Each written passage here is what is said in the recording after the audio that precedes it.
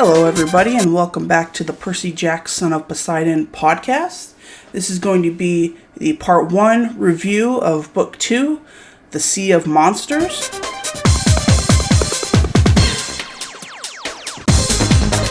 So, when I first read these books, I remember loving The Sea of Monsters as like my favorite of the Percy Jackson books. So this time I was kind of hoping to look at it a little bit differently and try and get a different perspective on it and see if it still is my favorite of the books. So in this part 1 review, we're just going to review the first 10 chapters of the book. And then part 2 will be the last 10 chapters, and then part 3 will be an overview of the book as a whole. So the book opens up with Percy having these bad dreams about Grover being in trouble, and Grover's running away from this monster and everything. And we learn that Percy has been living with his mom for the entire school year. And then on the last day of school, Percy wants to go to Camp Half-Blood, and his mom tells him that he can't because Chiron told her that it's not safe for him to come. And then we meet Percy's new friend Tyson, who is this 6'3" kid who comes off as slow or dim-witted, and he reminds me of Lenny Smalls from the book of Mice and Men, because he kind of comes off as this kind of gentle giant goof. And I really like Tyson as a character. I think he's really sweet with Percy and how they relate to each other and how Percy takes care of him. And then so at school, Percy and Tyson are playing dodgeball, and they're attacked in gym class by 6 giant cannibals called Lastrygonians. And they start attacking Percy with like these fire bombs and stuff, but Tyson is able to catch them without burning his hands. And that's kind of when you start to learn something is different about Tyson. Then after they defeat the giants, Annabeth shows up out of nowhere. She's been wearing her invisible cap. And so she takes Percy and Tyson to Camp Half-Blood because she has been having bad dreams about the camp. And so the 3 of them hop in a cab run by the Grey Sisters, 3 old women that share one eye, but not to be confused with the Fates. The Grey Sisters tell Percy that he's searching for a location, and they give him 4 numbers that at the time he doesn't understand what to do with, but we learn that they're actually coordinates. And so it's kind of a fun scene that reminds me of the scene in Harry Potter and the Prisoner of Azkaban, where Harry's like taking the night bus and they're driving around crazy and everything. And, the Grey Sisters is just kind of fun characters and kind of just add to the world building, which I really like, because they pay the Grey Sisters in drachmas, the golden Greek coins. So that's it's just a fun scene, I think, which I really enjoy. And so when they get to Camp Half-Blood, they see that the camp is under attack and campers are fighting near Thalia's tree. And there's these mechanical fire bulls that they're all battling. So Annabeth invites Tyson into the camp borders. He has to be invited in, which is another kind of hint that he's different. So Tyson is able to fight off the bulls without getting burned again.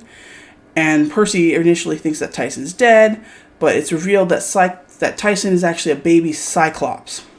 And that Cyclops are fireproof, and they're very strong, and they're mechanically inclined. They work the forges, and so that's the big reveal, is that Tyson is a Cyclops. And that's why he was able to fight off the Lastrygonians and the mechanical bulls. And that's why he needed to be invited in, because technically he is a monster. And then at Camp Half-Blood, Percy and Annabeth meet up briefly with Chiron, only to find out that Chiron has been kicked out of the camp and replaced with Tantalus, who's like kind of a more grumpy or older version of Dionysus. And this kind of reminds me again of Harry Potter when I think it's in the second movie, they remove Dumbledore from Hogwarts also. So there's a lot of definitely similarities in here with that. And so we learn that the magic in Thalia's tree that protects the camp has been weakening, and that's why they've been under attack. And that the gods have blamed Chiron, and that's why Chiron has to leave. So this is where we find out that Poseidon has claimed Tyson as a son, because I guess that's how Cyclopses are made, is between Poseidon and like nymphs and stuff. And so that means Tyson is technically Percy's half-brother, so Percy no longer has the cabin all to himself. He has a roommate in his cabin now. And so it's kind of a big reveal that kind of shocks Percy, definitely, because a lot of the campers start picking on him for having a monster as a brother. And then the new camp activities director, Tantalus, he greenlights a chariot race between the cabins. And then Percy and Annabeth have some sort of falling out because I think of Tyson and everything. And so, and then during the chariot race, the campers on their chariots are then attacked by Stymphalian birds, which I believe are the birds that Hercules fought during his trials. And Percy and Annabeth manage to scare them off with loud music and kind of just outsmart them a little bit. But Clarice, the daughter of Ares that we met in the first book, she becomes the chariot victor, while Annabeth, Percy, and Tyson are punished because Tantalus thinks that they had something to do with the Stymphalian bird's attack. So Percy then receives an empathic link between him and Grover, because Percy's been having these dreams about Grover. So Grover then tells Percy that he has found the Golden Fleece and that he's been captured by the Cyclops Polyphemus in the Sea of Monsters. So then Percy is then visited by the god Hermes, who would be the god, the father of Luke. And so Hermes encourages Percy to go on this quest, even though the quest was given to Clarice and her cabin. Hermes tells Percy to go on the quest anyway, and he gives Percy a thermos that contains the 4 winds, as well as these monster-shaped vitamins that'll do magic things that he needs them to do at the time or something.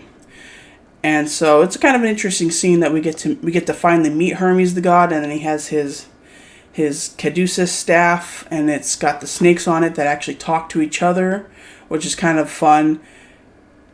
The snakes interacting and everything, and Hermes kind of comes off as this like interesting god that is very different from the other gods that we've met. You know, he definitely has a little bit more of kind of like an energy about him, and he's really kind of like this like business savvy. He's like running the shipping enterprise and stuff, and you know, he's got these phone calls he's always putting on hold, and he just kind of comes off as this. It's a very different take on the gods that we have seen. And so I like the introduction of Hermes. And of course, one of the reasons Hermes wants to set Percy out is because he wants Percy to help save his son Luke in a way. And so it's a really cool scene. So then after Hermes leaves, Percy then tells Annabeth and Tyson about what Hermes told him and all about the stuff with Grover. And so then Annabeth convinces Percy to go on the quest, despite the risk of them being kicked out of Camp Half-Blood if they leave. But as Annabeth says, if they don't retrieve the Golden Fleece, then there is no Camp Half-Blood to return to anyway. And then if they do return with the Golden Fleece, most likely it'll be accepted. So Annabeth reveals that the Golden Fleece can cure Talia's tree and protect the camp. And so then Percy goes to the water and he asks Poseidon for help, and Poseidon sends them a hippocampi. And hippocampus are fish-tailed seahorses, like body of a horse and tail of a fish creatures. And so the trio hops on these hippocampi and rides them across the water to this cruise ship out in the water called the Princess Andromeda. And so it's a really cool scene. I like introducing these more magical Greek mythological creatures into the stories, and it seems like a great fit for Percy because of his relationship with horses and also with the water. And so it seems like the hippocampi would be like a perfect animal for Percy to ride. So it's a really fun scene. It's very brief though. And then they get on board the ship, and they soon find out that Luke is also on board the ship with his crew of henchmen. And then they're captured by Luke, and so he reveals that Luke is actually resurrecting Kronos in a box, and that with every new supporter that he gets to his cause, a new piece of Kronos forms in the box. But then we learn eventually that they need the Golden Fleece to completely reform all the pieces together to bring back Kronos. So the trio then escape the ship by jumping off the ship in a lifeboat, and then they use the thermos to steer the lifeboat, and then the trio make their way to Virginia Beach somehow, and they go on land, and Annabeth leads them to this old shelter that she, Luke, and Thalia used when they were runaways all those years ago. And then a magic donut shop appears in the woods, and it's revealed that these monster donut shops are actually run by the Hydra, and that's when you cut the head off a Hydra, a new one springs up in place. So then they have to fight this 7-headed Hydra monster out in the woods, which just kind of comes out of nowhere. And Percy cuts off one of the heads, but 2 more grows, and so he has to remember how to the legend of the Hydra and how you actually defeat it. But then Percy leads it into the water, and that's actually when they run into Clarice, who was on a warboat, and Clarice launches some cannons to then destroy the Hydra, and then she rescues Percy, Annabeth, and Tyson, and the trio board Clarice's boat and sail off to the Sea of Monsters. And so that's the first half of the book. There's actually quite a lot of stuff that happens throughout. I like the introduction chapters that kind of bring us back into Percy's world. We start off with his mom. Again, very much like Harry Potter, where we always start off with him and the Dursleys. We start off with Percy and his mom. We get introduced to Tyson. And then, of course, Percy's attacked at school again. So it hits a lot of the same kind of beats from the first book. But then we get to Camp Half-Blood a lot quicker. And I do like that Annabeth has been sort of seeking out Percy. And we learn that Annabeth had also been living with her family and not at Camp Half-Blood for the school year as well, until she started getting the dreams. And then Percy was getting dreams with Grover, which were actually an empathetic link, because Grover is a satyr, he can do that. But I think that they mentioned it's kind of very rare. So I really like all that setup. Again, I like the Grey Sisters that we get in the Crazy Taxi drive. That's a lot of fun. I really like the Hippocampi, and that's a lot of fun as well. Just sort of expanding this world building of. I'm not really sure if there's a term for the Percy Jackson world, the Percyverse. I don't know. I mean, it's basically just a world where the Greek mythologies are real, but I don't know if there's an actual term for that type of verse. But I do like the world building that we get in this. We get a new camp activities director in Tantalus, who's terrible. I hate him. And we get a little bit more of that sort of antagonistic friendship between Percy and Annabeth, where she's holding back and she doesn't want to say why she has a thing against Tyson. We do learn eventually, and there's a lot of hints dropped that why she would be against Tyson.